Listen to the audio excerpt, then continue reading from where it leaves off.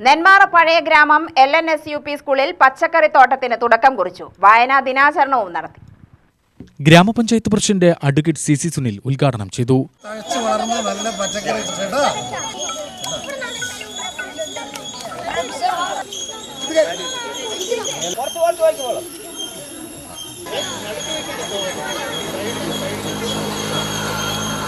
PTA president Pradeep Kumar അധ്യക്ഷനായി.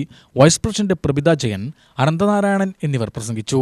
വേറൊരാൾ ചെയ്യട്ടെ എന്ന് നോക്കാതെ ചെടികൾക്ക് വെള്ളം നനയ്ക്കുക, എന്നാലല്ലേ അതിന് വെള്ളം കിട്ടുള്ളൂ, ജീവൻ നിലനിൽക്കുള്ളൂ. അപ്പോൾ നല്ല രീതിയിൽ വെള്ളം നനച്ച് അതിന് നല്ലോണം പരിപാലിക്കുക.